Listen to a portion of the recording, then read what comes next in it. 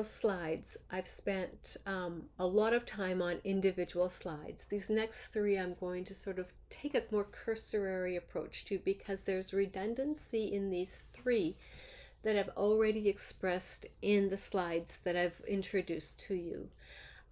However, on this slide, I want you to recognize that you do have a body of knowledge and that most people are natural scientists. We were really, really good scientists when we were little kids, and that we sort of were cultured out of having a scientific, inquisitive mind. All of those times when you asked your mom, but why, but why, but why is what scientists do. And then eventually our parents are like, stop asking why.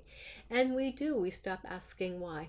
But those observational skills that you had as a little person are still really imperative. If you look back to conditions of weather as a young adult or a middle-aged adult, which maybe some of us are, we can start to recognize that things aren't consistent with our weather patterns, and that perhaps that consistency is showing some trends. And I always think that this time of year, February and March, are about the easiest seasons to recognize if change is being undertaken or not.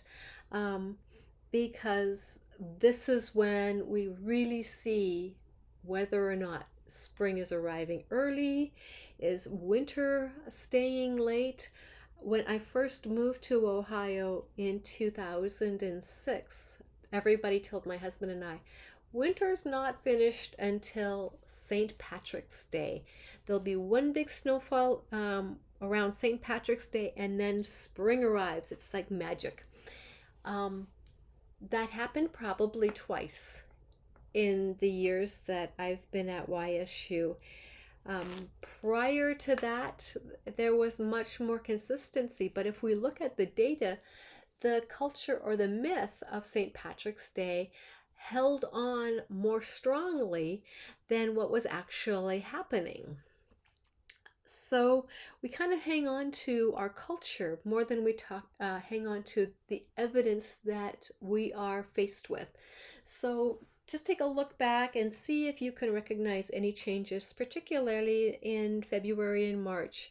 What those springs were like, what those winters were like, how long did the snow last, when were those big snowstorms coming, and see if then you can recognize similar changes in other seasons, the midsummer into fall and so on.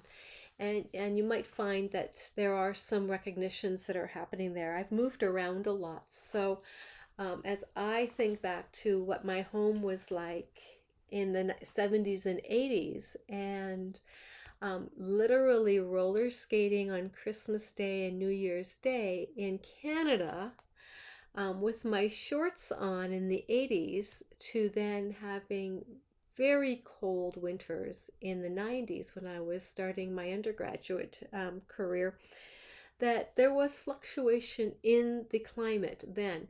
And we see with climate change that chaos from the chaos theory starts to amplify. And that amplification starts at the poles and then moves towards the equatorial region. So we're starting to see a little more chaos in and around Ohio. Things aren't the way we always remember them to be, and there's more variability in the system.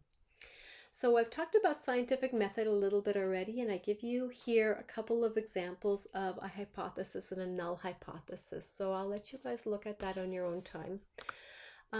This is also something that we've talked about too. So here's that null hypothesis and the idea of rejecting ideas. And it's about the scientific framework and the probability. And I probably need to say just a little bit about probability here. A scientist is not going to say, absolutely true, this is climate change, because the scientist knows that tomorrow new evidence might come forward that will change our understanding, even if it's just by a little bit. Our culture, particularly our politicians, want to know, 98% accuracy or 72% probability, and a scientist is not going to say, I can say with 98% certainty this is going to happen tomorrow. They're going to say, our data suggests that we have a probability of 98%. And then that leaves a sense of insecurity for the public. And they couch their language very carefully because they know that the science is constantly improving and that the Earth system has a built-in chaos contingency, and that you don't know when something is going to be triggered that can flip a switch and move something into another condition. And a really good example of that was the 1992 Mount Pinatubo eruption, which caused a 4-degree drop in the planetary climate for 4 years. Now, that was a short-term change, but it was also a significant change that needed to be documented and recognized. So things happen that scientists cannot always account for. All right. With this, though, whether or not we're talking about global warming or climate change, I did mention this, but I want to just bring it home. The Earth right now, naturally, under natural climate change conditions, augmented by human change, is under a warming phenomena. That is global warming. We're looking at an average increase in temperature. So that means some places, again, are not going to be warming as fast. Some places are going to be warming faster, and some places may not be warming at all and could possibly be cooling. But we're just taking all of those aggregate numbers and we're finding an average, all right?